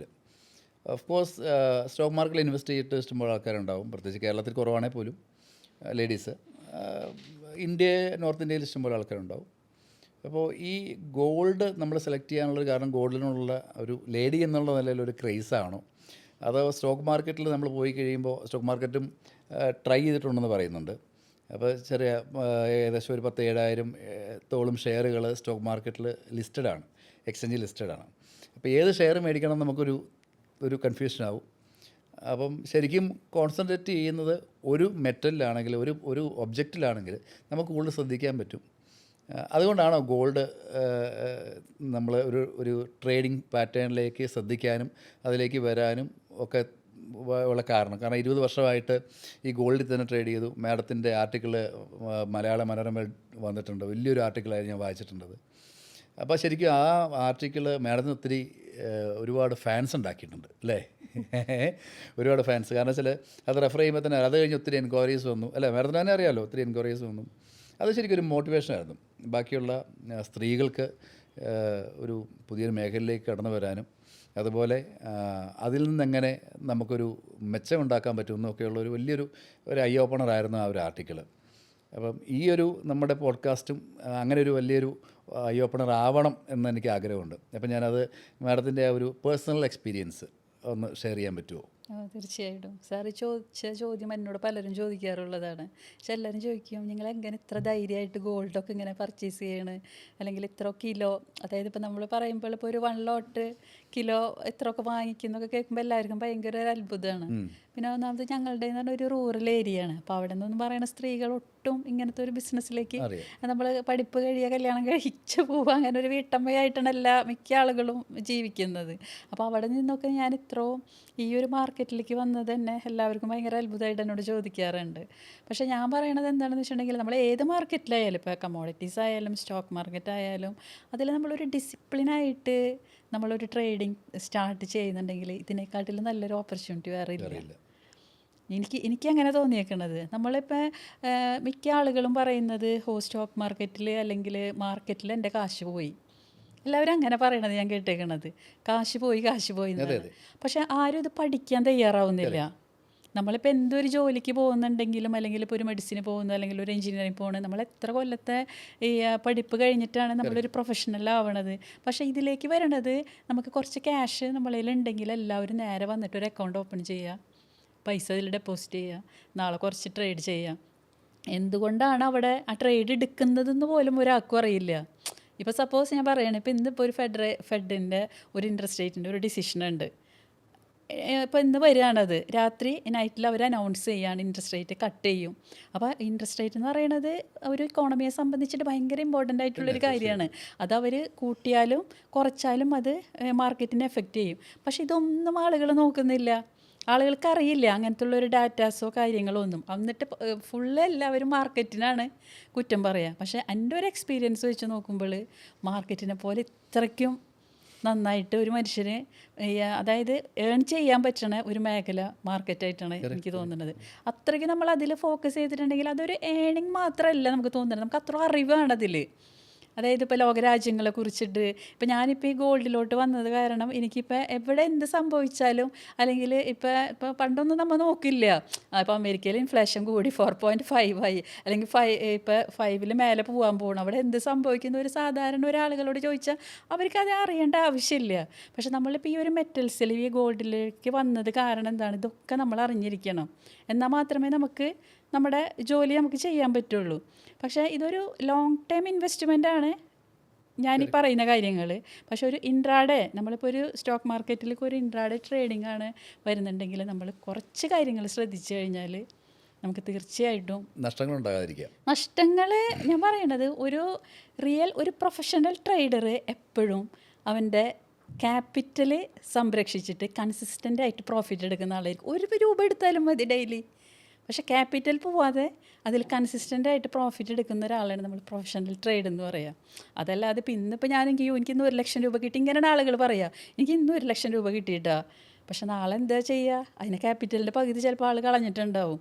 അതായത് കളിക്കുക, സ്റ്റോക്ക്, അങ്ങനെ പലരും ഗാംബ്ലിംഗ് ആയിട്ടാണ് കാണുന്നത്. ഒരു ഗ്രോസറി ഷോപ്പ് നമുക്ക് തുടങ്ങണമെങ്കിൽ ഒരു ചെറിയ സ്ഥലത്ത് ഒരു ഗ്രോസറി ഷോപ്പ് തുടങ്ങിയിരിക്കും. നോർമലി നമ്മൾ ആദ്യം അവിടെ അതിൻ്റെ പൊട്ടൻഷ്യൽ നോക്കും, എത്ര പോപ്പുലേഷൻ ഉണ്ടെന്ന് നോക്കും, ഈ നമ്മൾ തുടങ്ങാൻ പോകുന്ന ഷോപ്പിൻ്റെ എത്ര ഡിസ്റ്റൻസിലാണ് അടുത്ത കടയിൽ നോക്കും. അങ്ങനെ ഒരു ബേസിക് മാർക്കറ്റ് സ്റ്റഡിയൊക്കെ എല്ലാ കാര്യത്തിലും എല്ലാവരും ചെയ്യും. നമ്മുടെ ഫീൽഡിൽ നേരെ ഇപ്പോൾ വന്നു, തീയിലേക്ക് എടുത്ത് ചാടുന്നു, കൊള്ളുന്നു, തിരിച്ചു കയറുന്നു. ഇതാണിപ്പോൾ നടന്നുകൊണ്ടിരിക്കുന്നത്. ഇപ്പം എന്താ പറയുന്നത്, ഇപ്പം ഞാനൊരു ഫ്രം 98 ഓൺവേർഡ്സ് ഞാൻ ഈ മാർക്കറ്റിലുണ്ട്. അപ്പം ഒരുപാട് ആൾക്കാർ പൈസ ഉണ്ടാക്കിയതും ഒരുപാട് ആൾക്കാർ പൈസ പോയതുമായിട്ടുള്ള സ്റ്റോറികൾ നമുക്കറിയാം. അപ്പോൾ ഈ തവണ മാഡത്തിന് ഈ പറയുന്ന എന്താ പറയുക, ഞാനിങ്ങനെ കേട്ടത് വെച്ചിട്ടും ആർട്ടിക്കിൾ വായിച്ചിട്ടും ഒക്കെ മണപ്പുറത്തിൻ്റെ MD നന്ദകുമാർ സാറിൻ്റെ അവാർഡ് മേടിച്ച ഒരാളാണ് ഏറ്റവും ബെസ്റ്റ് ട്രേഡർ, അല്ലെങ്കിൽ ഏറ്റവും കൂടുതൽ പ്രോഫിറ്റ് ഉണ്ടാക്കിയ ആൾ എന്നിങ്ങനെ കേട്ടിട്ടുണ്ട്. അതിനെക്കുറിച്ചൊന്ന് പറയാമോ? ഞാനൊരു ട്രേഡിങ് സ്റ്റാർട്ട് ചെയ്യണ ഒരു സമയത്ത് വെച്ചാൽ നമ്മളുടെ അവിടെ അങ്ങനെ കമ്മോഡിറ്റി ട്രേഡിങ്ങിൻ്റെ ഒരു പ്ലാറ്റ്ഫോം അവിടെ ഒന്നും ഉണ്ടായിരുന്നില്ല. അപ്പോൾ അങ്ങനെ അവരുടെ ഇതിൽ മണപ്പുറത്തിൻ്റെ ഇതിൽ ട്രേഡിങ് അവർക്ക് ഉണ്ടായിരുന്നു, ഒരു ഫ്രാഞ്ചൈസി ഉണ്ടായിരുന്നു അവർക്ക്. അപ്പോൾ ഞാൻ അവിടെ ട്രേഡ് ചെയ്യാനായിട്ട് പോയി. പക്ഷേ അന്ന് നമ്മൾ ഈ ഗോൾഡിൽ ട്രേഡ് ചെയ്യാമെന്ന് പറയുമ്പോൾ ആരും അത്രയ്ക്ക് അങ്ങോട്ട് പ്രോത്സാഹിപ്പിക്കില്ല. എല്ലാവരും നമ്മളെ പേടിപ്പിക്കുക ചെയ്യുക, അയ്യോ ഇത് ചെയ്യണ്ട, ഇത് പൈസ ഇങ്ങനെ പോകും, ഇത് നിങ്ങൾക്ക് പറ്റിയതല്ല. അത് വലിയ വലിയ ട്രേഡേഴ്സ് അല്ലെങ്കിൽ ജ്വല്ലറിക്കാരൊക്കെ ഹെഡ്ജ് ചെയ്യാൻ വേണ്ടിയിട്ട് നിൽക്കുന്നതാണ്, അല്ലാണ്ട് ഒറ്റയടിക്ക് ഒരാളും അങ്ങനെ ട്രേഡ് ചെയ്യില്ല എന്നൊക്കെ നമ്മളുടെ അടുത്ത് പറയാറ്. പക്ഷേ എനിക്ക് എന്താണാവോ ഈ ഒരു മെറ്റലിനോട് പണ്ടേ ഒരു ആഗ്രഹമാണ്. ഇതെങ്ങനെയാണ് ഇത് ഉണ്ടാവണത്, അല്ലെങ്കിൽ ഇതിൻ്റെ വാല്യൂ എങ്ങനെയാണെന്നൊക്കെ. അപ്പോൾ എനിക്കിതൊരു വാശിയായിരുന്നു, എങ്ങനെയെങ്കിലും എനിക്കിത് ട്രേഡ് ചെയ്യണം എന്നുള്ളത്. അങ്ങനെ അവരായിട്ട് പോയി സംസാരിച്ച് കുറേ പറഞ്ഞപ്പോൾ അവർ സമ്മതിച്ചു, അവർ ട്രേഡ് ചെയ്യാനായിട്ട്. പക്ഷേ ഈ ഫസ്റ്റ് ടൈമിലൊക്കെ നമുക്ക് ഭയങ്കര ലോസ് തന്നെയാണ് വന്നുകൊണ്ടിരിക്കുന്നത്. നമുക്ക് അറിയില്ല. പക്ഷേ ലോസ് വന്നപ്പോൾ എനിക്ക് മനസ്സിലായി ഇതിൽ പ്രോഫിറ്റ് കിടക്കുന്നുണ്ടെന്നുള്ളത്. നഷ്ടം വരുമ്പോൾ നമുക്ക് എന്തായാലും മനസ്സിലാവും അതിൽ പ്രോഫിറ്റ് എന്തായാലും നമുക്ക്.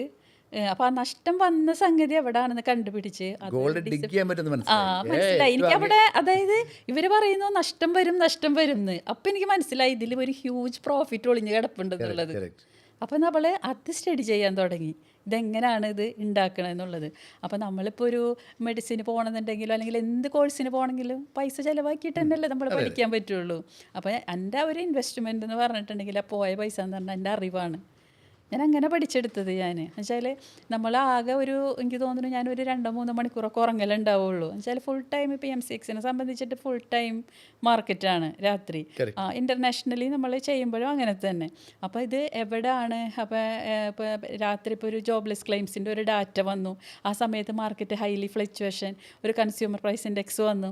അപ്പോൾ എന്തുകൊണ്ടാണ് ഈ ഫ്ലക്ച്വേഷൻ വന്നതെന്ന് നമ്മൾ ആദ്യം സ്റ്റഡി ചെയ്യും. അപ്പോൾ ഈ ഡാറ്റ വന്നതുകൊണ്ടാണ് മാർക്കറ്റിൽ ഇത്ര ഫ്ലക്ച്വേഷൻ ഉണ്ടായത്. അപ്പോൾ അങ്ങനെയാണ് പഠിച്ച് നമ്മളിവിടെ എത്തിയത്. അങ്ങനെ അപ്പോൾ അതിലൊരു പ്രോഫിറ്റ് ഉണ്ടാക്കണം എന്നുള്ളൊരു വാശി തന്നെയായിരുന്നു അത്. അങ്ങനെ പിന്നെ 2022 നന്ദകുമാർ സാർ എന്നെ ഏറ്റവും കൂടുതൽ പ്രോഫിറ്റ് വാങ്ങിച്ച ഗോൾഡിൽ എനിക്കൊരു അവാർഡൊക്കെ തന്നു. ആൾക്ക് ഭയങ്കര സന്തോഷമായിരുന്നു. അപ്പം എന്നോട് പറഞ്ഞു, ഇങ്ങനെ ഒരു ലേഡി ഇതിലേക്ക് വന്ന് ഇതിലൊക്കെ ആൾ കുറേ എന്നെ മോട്ടിവേറ്റ് ചെയ്ത് എനിക്ക് ഭയങ്കര സന്തോഷം ഉണ്ടായ ഒരു കാര്യമാണ്. പക്ഷെ നമ്മുടെ നാട്ടിൽ അദ്ദേഹത്തിനെ പോലുള്ള ഒരാൾ നമ്മളങ്ങനെ പറയാന്ന് പറഞ്ഞാൽ ചെറിയൊരു കാര്യമല്ലല്ലോ. തീർച്ചയായിട്ടും ആ ഒരു യാത്ര ഇപ്പോഴും തുടർന്നുകൊണ്ടിരിക്കണം. അപ്പോൾ ഇപ്പം ഞാനായാലും വലിയ ഡിസിപ്ലിനൊന്നും ആദ്യം നമ്മൾ നോക്കില്ല, നമ്മൾ ഇഷ്ടത്തിനൊക്കെ. നമുക്ക് ട്രേഡേഴ്സിന് ഒരു കാര്യമുണ്ട്, അതായത് കുറച്ച് റിവെഞ്ച് കൂടുതലായിരിക്കും. അതായത് നമ്മൾ മാർക്കറ്റ് നമ്മളടുത്തേക്ക് വരണമെന്നാണ് നമ്മൾക്ക് ആഗ്രഹം, നമ്മൾ മാർക്കറ്റിൻ്റെ അടുത്തേക്ക് പോവില്ല. അതായത് ഇന്ന് നമ്മൾ ബൈ ചെയ്തിട്ടുണ്ട്, അപ്പോൾ എന്താണ് ബൈങ് എന്തായാലും നമ്മളടുത്തേക്ക് വരണം എന്നുള്ളൊരു വാശിയാണ്. മാർക്കറ്റിൻ്റേതായ ഒരു രീതിക്കേ പോവുള്ളൂ. അപ്പോൾ എനിക്ക് എപ്പോഴും ട്രേഡിങ് ചെയ്യുന്നവരോട് പറയാനുള്ളത്, നമ്മളൊരു ഡിസിപ്ലിനായിട്ട് നമ്മൾ ട്രേഡ് ചെയ്തിട്ടുണ്ടെങ്കിൽ, അതായത് എനിക്ക് തോന്നുന്നു ഒരു മാർക്കറ്റ് ഓപ്പൺ ചെയ്ത് ഒരു ഫസ്റ്റ് ഒരു 15 മിനിറ്റും ക്ലോസിങ്ങിൻ്റെ ഒരു 15 മിനിറ്റും നമ്മൾ ട്രേഡ് ചെയ്യാതിരിക്കുക. അതിനെനിക്ക് തോന്നുന്നത് എൻ്റെ ഒരു ട്രേഡിങ് എക്സ്പീരിയൻസ് വെച്ചിട്ട്, കമ്മോഡിറ്റി ആയാലും സ്റ്റോക്ക് മാർക്കറ്റ് ആയാലും ഈ ഒരു സമയത്ത് നമ്മൾ ട്രേഡിങ്ങിൽ നിന്ന് പരമാവധി ഒഴിവായിട്ട് നിൽക്കണം. സെൻറ്റിമെൻ്റൽ ടൈമിംഗ് ആണ് വരുന്നത്. പിന്നെ എനിക്ക് തോന്നുന്നത് എൻ്റെ ഇതിൽ ഏറ്റവും കൂടുതൽ ഇതായത് ഒരു ദിവസം നമ്മൾ ചെയ്യുന്ന ട്രേഡിങ്ങിൻ്റെ ജേണൽ തയ്യാറാക്കണം. അത് വെരി ഇമ്പോർട്ടൻ്റ് ആണത്. നമ്മൾ എന്തിനാ പൊസിഷൻ എടുത്തു, നമ്മൾ ഒരു കാരണം ഉണ്ടാവണ്ടേ. ഇന്നിപ്പോൾ ഞാൻ ഗോൾഡ് ബൈ ചെയ്തു, എന്തുകൊണ്ടാണ് ഞാൻ എടുത്തത്? അത് ചിലപ്പോൾ അത് തെറ്റായിരിക്കാം, എൻ്റെ ഡിസിഷൻ തെറ്റായിരിക്കാം. പക്ഷെ അത് രാത്രി നമ്മളത് അനലൈസ് ചെയ്യണം. ഒരു 10 ദിവസം നിങ്ങൾ അനലൈസ് ചെയ്ത് നോക്കിയേ, 11ാമത്തെ ദിവസം നമ്മൾ നല്ലൊരു പ്രൊഫഷണൽ ട്രേഡറായിട്ടായിരിക്കും നമ്മൾ വരിക. പിന്നെ നമ്മളത് ആവർത്തിക്കില്ല. അതേസമയം എല്ലാ ദിവസവും നമ്മളിത് പഠിക്കാതെ നമ്മൾ ഓടിച്ചെന്നിട്ട് ഇന്ന് മാർക്കറ്റ് ഓപ്പൺ ചെയ്തു, ഇന്ന് അത് വാങ്ങിക്കി, ഇത് തന്നെ നമ്മൾ കണ്ടിന്യൂസ് ആയിട്ട് ചെയ്തുകൊണ്ടിരിക്കും. അപ്പോൾ ഇങ്ങനെ ഒരു മെത്തേഡ്, ഒരു ജേണൽ തയ്യാറാക്കുക, വീക്കിലി റിപ്പോർട്ട്സ് തയ്യാറാക്കുക. നമ്മൾ ആ ഒരു വീക്കിലി എന്തൊക്കെയാണ് മാർക്കറ്റിൽ നടന്ന സംഭവങ്ങൾ. അപ്പോൾ അങ്ങനെയൊക്കെ നമ്മൾ എത്രത്തോളം മാർക്കറ്റിനായിട്ട് അടുക്കുന്ന ഒരു റിവെഞ്ച് ഇല്ലാതെ, അതായത് ഇപ്പോൾ നമ്മൾ പൈസ പോയി കഴിഞ്ഞാൽ പിന്നെ നമുക്ക് വാശിയാണ്. മിക്ക ആളുകളും പറയും എൻ്റെ കാശ് പോയി മാർക്കറ്റിൽ, അതെനിക്ക് തിരിച്ചു പിടിക്കണം എന്നുള്ളത്.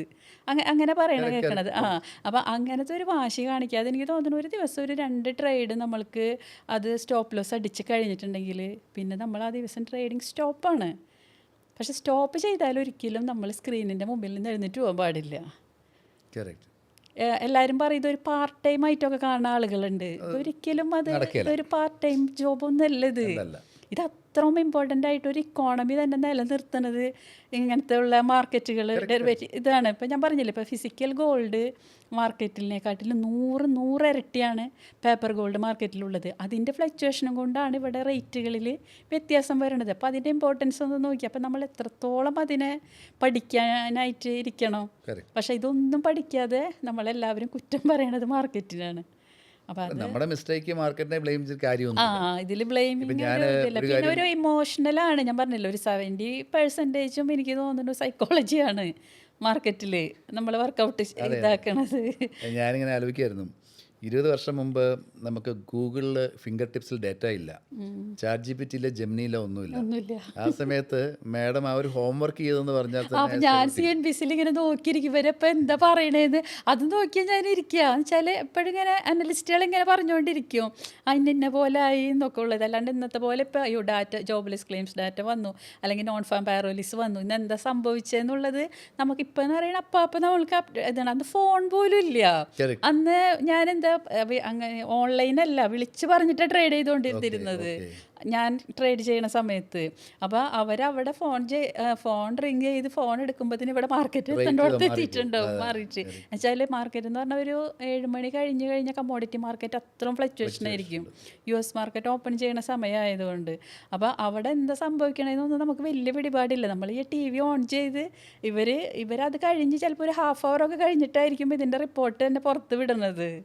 അപ്പോൾ ആ ഒരു സമയത്താണ് ഞാൻ പിന്നെ ഇവിടം വരെ പിന്നെ എനിക്കതൊരു സ്റ്റിക്ക് ഓൺ ചെയ്ത് ഞാൻ നിൽക്കും. എനിക്കതൊരു വാശിയായിരുന്നു എനിക്ക്. ഇതാണ് എൻ്റെ പ്രൊഫഷൻ, ഇതിൽ നിന്ന് ഞാൻ മാറില്ല എന്നുള്ളത്. എപ്പോഴും എല്ലാവരും പറയും എന്തിനെങ്ങനെ വിഷമിക്കണത്, ടെൻഷനായിരിക്കും നമുക്ക് എപ്പോഴേ. പക്ഷെ ഇപ്പം അതൊക്കെ മാറി. പക്ഷേ ഇപ്പം നമുക്ക് ഇതിനോട് അത്ര ഒരു ഇഷ്ടമാണ്. നമ്മളിഷ്ടത്തോടെ ചെയ്യണ ഒരു ജോലിയാണത്.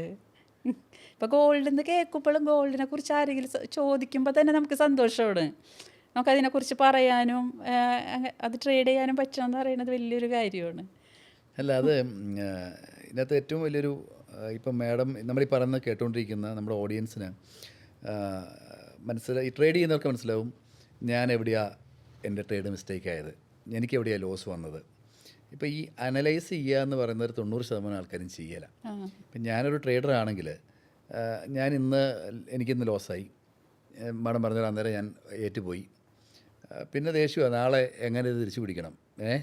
ആ ദേഷ്യത്തോട് വന്ന് ഇരുന്നാണ് നമ്മൾ ട്രേഡ് ചെയ്യുന്നത്. എന്നാൽ ഇൻ ബിറ്റ്വീൻ നടക്കുന്ന മാർക്കറ്റിലെ കാര്യങ്ങളോ ന്യൂസുകളോ ഒന്നും പഠിക്കുന്നില്ല. നാളെ നമ്മൾ മേടിക്കാൻ വരുമ്പോഴത്തേക്കും നെഗറ്റീവ് ന്യൂസ് ആയിരിക്കും, മേടിക്കും, അത് പിന്നെ താഴെ പോകും. 90% ആൾക്കാർക്ക് ഈ സ്റ്റോക്ക് മാർക്കറ്റിലാണെങ്കിലും കമ്മോഡിറ്റി മാർക്കറ്റിലാണെങ്കിലും ഏത് ബിസിനസ്സിലാണെങ്കിലും ലോസ് വരുന്നത് ആ ഇഗ്നോറൻസ് കൊണ്ടും അവരറിവില്ലായ്മ കൊണ്ടും പഠിക്കാത്തത് കൊണ്ടും തന്നെയാണ്, അല്ലേ? അതെ തീർച്ചയായിട്ടും. എനിക്ക് തോന്നുന്നു ഏതൊരു ബിസിനസ്സിലും ഇപ്പം മാർക്കറ്റിൽ നിന്നല്ല, നമുക്ക് ലോസ് മെയിൻറ്റെയിൻ ചെയ്യാൻ അറിയണതിന് പ്രോഫിറ്റ് ഉണ്ടാക്കാൻ പറ്റും. കറക്റ്റ്. നിങ്ങൾ ലോസ് മെയിൻറ്റെയിൻ ചെയ്യാൻ പഠിക്കുക. ലോസ് ആദ്യം നിങ്ങൾ ഫിക്സ് ചെയ്യണം, ഇത്ര ലോസ്. അപ്പം നമ്മൾ പാനിക്കാവില്ല. ഇത് സ്റ്റോക്ക് മാർക്കറ്റിലേക്ക് വരുന്ന ആളുകൾക്ക് ഇപ്പോൾ കുറച്ച് പൈസ ആയിട്ടായിരിക്കും ഇവർ വരുന്നത്. അതിലെന്തെങ്കിലും ഫ്ലക്ച്വേഷൻ വരുമ്പോൾ പിടിച്ചു നിൽക്കാൻ പറ്റില്ല, പാനിക്കാവണ്. അതായത് പെട്ടെന്ന് സെല്ല് ചെയ്ത് മാറണവരുണ്ട്, പിന്നെ അപ്പം തന്നെ ഇമോഷണലായിട്ട് ട്രേഡ് ചെയ്യും. പൈസ പോയല്ലോ, അത് തിരിച്ചു പിടിക്കാനുള്ളതാണ്. പക്ഷെ മാർക്കറ്റിന് അത് അറിയണ്ട. ഞാൻ പറയും എപ്പോഴും നമ്മളൊരു കടൽ പോലെയാണ് എനിക്ക് തോന്നുന്നത് മാർക്കറ്റ്. എനിക്കങ്ങനെ എപ്പോഴും ഫീൽ ചെയ്യുക. അതായത് നമ്മൾ കടലിൽ ഇപ്പോൾ പറയും ഈ ഡേഞ്ചർ അവസ്ഥയിൽ നമ്മൾ കടലിൽ പോകാൻ പാടില്ല. പിന്നെ കടലിൽ പോയിട്ടുണ്ടെങ്കിൽ തന്നെ നമ്മൾ ഫുള്ള് മീനും പിടിച്ചു കൊണ്ടുവരില്ല, ആവശ്യമുള്ളത് നമ്മൾ പിടിക്കുള്ളൂ. പക്ഷെ നമ്മൾ മാർക്കറ്റിൽ വരുന്ന ആൾക്കാർക്ക് അന്നത്തെ പ്രോഫിറ്റ് കംപ്ലീറ്റ് എടുത്തുകൊണ്ട് വരണം. മിക്ക ആളുകളും അങ്ങനെയാണ്. അതായത് ഫസ്റ്റ് ടൈം നമുക്ക് പ്രോഫിറ്റ് കിട്ടും, പക്ഷെ അത് പിന്നെ സെക്കൻഡ് ടൈമിൽ അവരത് കളയാന്ന് പറഞ്ഞിട്ടുണ്ടെങ്കിൽ അതൊരു ട്രേഡിങ്ങിൻ്റെ ഒരു നല്ലൊരു രീതിയല്ല. അത് പ്രോഫിറ്റ് ഒക്കെ കിട്ടിയത് നമ്മൾ സൂക്ഷിക്കാനായിട്ട് പഠിക്കണം, അല്ലെങ്കിൽ പിന്നെ നമ്മൾ ഇത്രയും കഷ്ടപ്പെടേണ്ട ഒരു കാര്യമില്ലല്ലോ.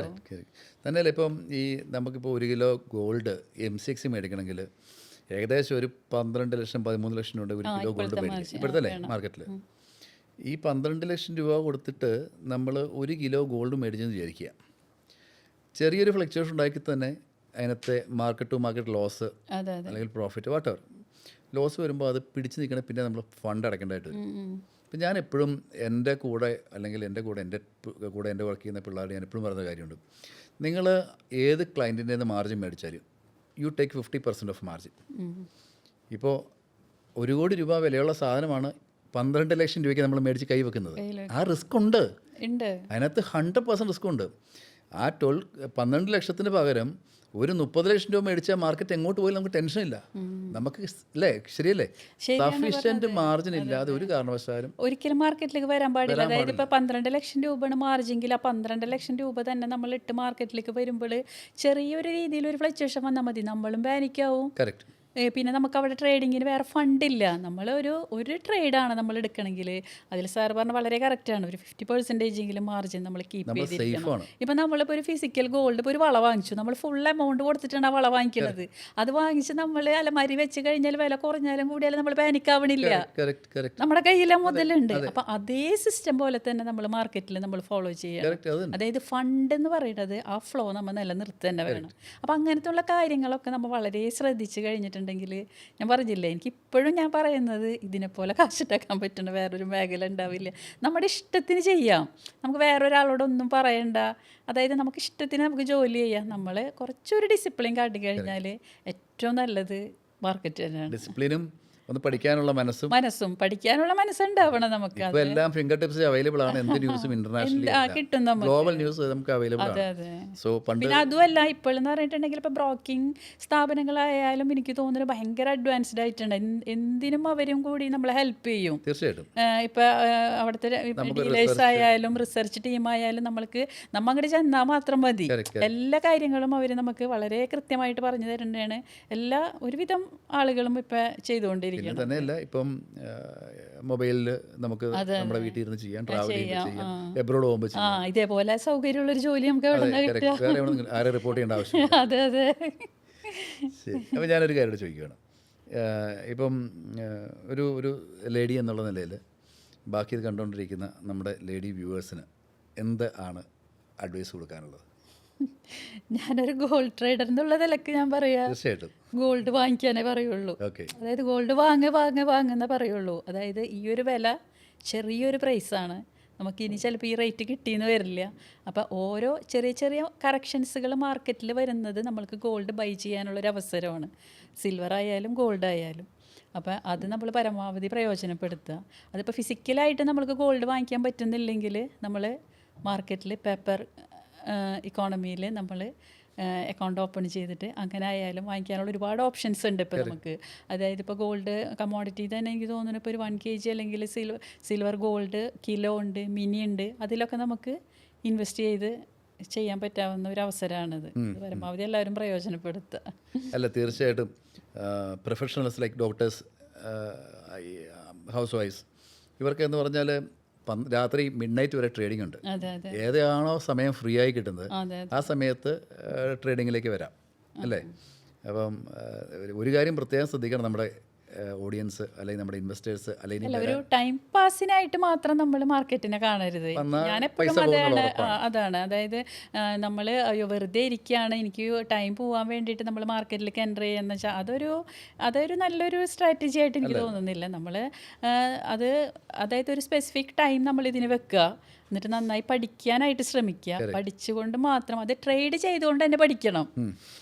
അതാണ് അതിൻ്റെ ഒരു വ്യത്യാസം. മറ്റുള്ള ജോലി പോലെയല്ല, ഇതിൻ്റെ ഒരു പ്രാക്ടിക്കൽ വശം എന്ന് പറഞ്ഞാൽ ഇത് ട്രേഡ് ചെയ്തുകൊണ്ട് മാത്രമേ പഠിക്കുള്ളൂ. ഇപ്പം ഞാൻ പറഞ്ഞു കൊടുത്താലും, ഇപ്പം ഞാൻ പറയാണ് ഇതിപ്പോൾ ഇന്ന സമയത്ത് ഇപ്പോൾ അതേ ഗോൾഡ് കയറാൻ ചാൻസ് ഉണ്ട് കേട്ടോ എന്നുള്ളത്, അത് മാർക്കറ്റിൽ പ്രഡിക്ഷൻ തന്നെ ചെയ്യാൻ പാടില്ല. നമ്മൾ മാർക്കറ്റിൻ്റെ റിതനുസരിച്ചിട്ടാണ് നമ്മൾ മൂവ് ചെയ്യേണ്ടത്. അതാണ് ശരിക്കുള്ളൊരു ട്രേഡർ ചെയ്യേണ്ടത്. അപ്പോൾ നമ്മൾ ആ ഒരു പഠിക്കാനായിട്ട് മാത്രം നമ്മൾ കുറച്ച് ക്യാഷ് മാർക്കറ്റിലിട്ടിട്ട് അത് പഠിക്കാൻ ശ്രമിക്കുക. അപ്പോൾ നമുക്ക് എവിടെ തെറ്റ് പറ്റാമെന്ന് നമുക്ക് മനസ്സിലാവും. അപ്പോൾ ഇന്നിപ്പോൾ 7:30 മണിക്ക് നിങ്ങൾ പൊസിഷൻ എടുത്തു, അപ്പോൾ ചിലപ്പോൾ നിങ്ങൾ ബൈ ആയിരിക്കും എടുക്കുന്നത്. അപ്പോൾ ചിലപ്പോൾ ആ സമയത്തായിരിക്കും കൺസ്യൂമർ ഡാറ്റ വന്നിട്ടുണ്ടാവുക. അപ്പോൾ മാർക്കറ്റ് അവിടെ ഡോളർ സ്ട്രെങ്ത് ആയപ്പോൾ മാർക്കറ്റ് ഡൗൺ ആയി. അതെന്താണെന്നുള്ളത് നമ്മൾ അറിയണം. അപ്പോൾ പിറ്റത്തെ ആഴ്ച ഈ ഡാറ്റ റിലീസ് ഉണ്ട്. അപ്പോൾ നമുക്ക് എന്താണ് ഇതിൽ വന്ന തെറ്റ് നമ്മൾക്ക് അതിൽ തിരുത്താൻ പറ്റും. അപ്പം അങ്ങനെ നമ്മൾ പഠിക്കാനേ നമുക്ക് പറ്റുള്ളൂ നമുക്ക്. അതല്ലാതെ നമ്മൾ ഇപ്പോൾ എത്ര ടെക്നിക്കൽ അനലിസ്റ്റുകളും ഇതിൽ ബൈ ചെയ്യുമോ അല്ലെങ്കിൽ സ്റ്റോപ്പ് ലെസ് ഇട്ടെന്ന് പറഞ്ഞാലും അതൊന്നും ഒരു പ്രൊഫഷണലി നമുക്ക് പറ്റാവുന്നൊരു കാര്യമാണെന്ന് എനിക്ക് തോന്നുന്നില്ല. എൻ്റെ ഒരു എക്സ്പീരിയൻസ് വെച്ചിട്ടാണ് പറഞ്ഞത്. കറക്റ്റാ അല്ലേ? നമുക്കത് കൺക്ലൂഡ് ചെയ്യുന്നതിന് മുമ്പ് 1-2 കാര്യങ്ങളുടെ നമ്മുടെ ഇൻവെസ്റ്റേഴ്സിനോട് ഓഡിയൻസിനോട് പറയാം. ഒന്ന്, 50% മാർജിൻ ട്രേഡിങ്ങിൽ വേണം. ലോസ് ഉണ്ടാകുന്നതിൻ്റെ ഉത്തരവാദിത്വം അവർക്ക് തന്നെ ആയിരിക്കും, അല്ലേ? അതെ, നമ്മൾ ആരെയും ബ്ലെയിം ചെയ്തിട്ട് കാര്യമില്ല അതിൽ. പിന്നെ നന്നായിട്ട് സ്റ്റഡി ചെയ്യാതെ ഈ ഫീൽഡിലേക്ക് ഒരു ബിസിനസ്സിലേക്ക് ഇറങ്ങുന്നത് അഡ്വൈസബിൾ അല്ല. ഓക്കെ, ഇനി ഇതെല്ലാം കഴിഞ്ഞ് നല്ല രീതിയിൽ നല്ല ട്രാക്ക് റെക്കോർഡ് കൂടി നല്ല ഫണ്ടിങ് ബാക്കപ്പോട് കൂടി വരുവാണെങ്കിൽ പൈസ ഉണ്ടാവാനുള്ള സാധ്യതകൾ വളരെ വളരെ കൂടുതലാണ്. ഫണ്ടിങ്ങും അതിനനുസരിച്ചിട്ട് അറിവും. അതായത് നമ്മൾ എൻട്രി ചെയ്യണതും എക്സിറ്റ് ചെയ്യണതും നമുക്കൊരു തീരുമാനം ഉണ്ടായിരിക്കണം. കറക്റ്റ്. പിന്നെ സ്റ്റോപ്ലെസ് മസ്റ്റ്. അതായത് നമ്മളുടെ എവിടെയാണ് നമ്മൾക്ക് എത്രത്തോളം നമ്മൾക്ക് ലോസ് കപ്പാസിറ്റി ഉണ്ടെന്നുള്ളത് ആദ്യം തന്നെ നമ്മൾ തീരുമാനിക്കണം. അതാണ് ഞാൻ ആദ്യം തന്നെ പറഞ്ഞത്, ഏതൊരു ബിസിനസ്സിലും നമ്മൾ ലോസ് മെയിൻറ്റെയിൻ ചെയ്യാനായിട്ട് നമ്മൾ തയ്യാറായി കഴിഞ്ഞിട്ടുണ്ടെങ്കിൽ അവിടെ പ്രോഫിറ്റ് താനേ വന്നുകൊണ്ടിരിക്കും. പ്രോഫിറ്റിന്റെ പുറകെ പോവാതിരിക്കുക, മാർക്കറ്റിന്റെ പുറകെ പോവുക. അതാണ് മിക്ക ആളുകളും എനിക്ക് 5,000 രൂപ കിട്ടണം അത് പറഞ്ഞിട്ടാണ് മാർക്കറ്റിലേക്ക് വരുന്നത്. 5,000 കിട്ടില്ല, നിങ്ങൾക്ക് 10,000 അവിടെ പോയിട്ടുണ്ടാവും. കാരണം അവൻ്റെ മനസ്സിൻ്റെ ഉള്ളിൽ, തലച്ചോറിൻ്റെ ഉള്ളിൽ ഈ 5,000 രൂപ മാത്രമേ ഉള്ളൂ. മാർക്കറ്റ് എങ്ങനെയാണ് മൂവ് ചെയ്യുന്നതെന്ന് ഒരിക്കലും അവൻ ചിന്തിക്കണില്ല. എനിക്കെന്താ 5,000 കിട്ടിയാൽ മതി. അപ്പോൾ ചിലപ്പോൾ എവിടെയാണ് പൊസിഷൻ കൊണ്ടിടാന്നൊന്നും അറിയില്ല. അപ്പോൾ നമ്മൾ എൻ്റെ ഒരു എക്സ്പീരിയൻസ് വെച്ചിട്ട് ഞാൻ പറയണത്, മാർക്കറ്റിൻ്റെ ഇതനുസരിച്ചിട്ട് പോവുക. അതല്ലാതെ പ്രോഫിറ്റിനായിട്ട് നിങ്ങൾ ട്രേഡ് ചെയ്യാനേ പാടില്ല. അത് ലാസ്റ്റ് പ്രോഫിറ്റും ലോസും ശരിക്കും നമ്മുടെ ഒരു ബൈ പ്രോഡക്റ്റാണ്. നമ്മളെടുക്കുന്ന എഫേർട്ടിന് നല്ല എഫേർട്ട് നല്ല രീതിയിൽ എടുക്കുവാണെങ്കിൽ പ്രോഫിറ്റ് ആവും.